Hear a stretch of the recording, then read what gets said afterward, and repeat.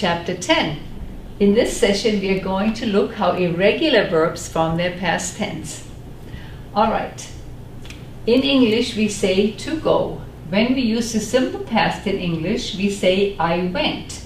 You see there's a change in the verb. Go, went. In German, we have the verb gehen, and it changes to ging. Ich ging, I went. Another example in English, to write.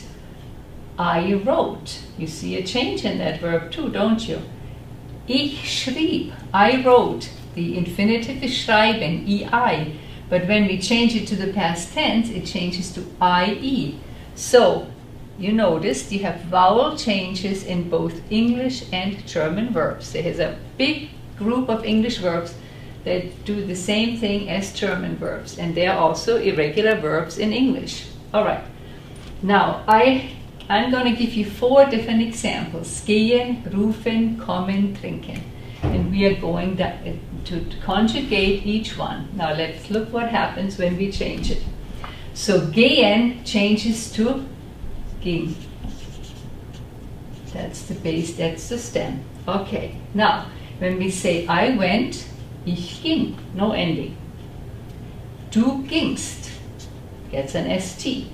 And RCS gets no ending. I think you're getting used to this pattern that ich and RCS do the same things in most verbs. Okay, wir gingen, regular ending to the stem, ihr gingt, regular ending on sie gingen.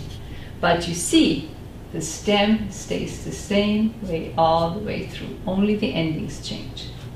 Let's look at rufen. Rufen changes to rief, to call. So when we say ich rief, I called, no ending.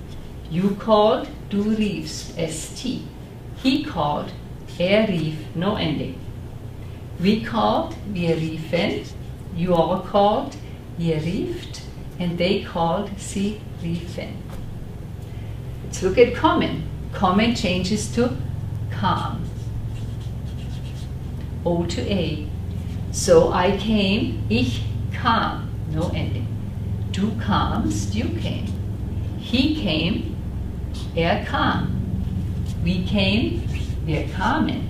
You all came, ihr kamt. And they came, sie kamen. Trinken. Trinken changes to trank. In English we say to drink and he drank. So in English we have the same change from I to A. So, I drank, ich trank, no ending. You drank, du trankst. He drank, no ending. We drank, wir tranken. You drank, ihr trankt. And they drank, sie tranken. So, you need to remember, when you have irregular verbs in the simple past, there's a vowel change in the middle.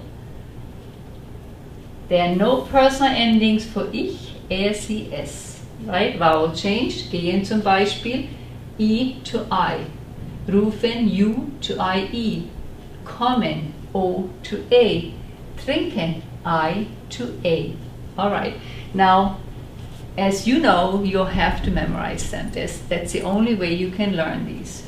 Using them over and over again, writing them, saying them out loud, and eventually it will sink in.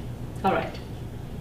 Now, if you need to look up the past tense of verbs, you go to the back of your book. In this series, it starts on page A36, and it gives you a list of irregular verbs in the simple past column. So, go back there, look up any verb you need to find, and you'll find its simple past tense in the simple past tense column. Now what happens when we have several prefix verbs? You probably remember when we talked about several prefixes. I use the verb abholen, to pick somebody up, abholen. Holte mich am Dienstag ab. And you remember, when we have a regular sentence, the prefix goes to the end of the sentence. It splits from the regular verb. So, holte, here you have the past tense, T, and prefix to the end. So, holen, to hold it, that was a regular verb. Now, kommen, heimkommen, to come home.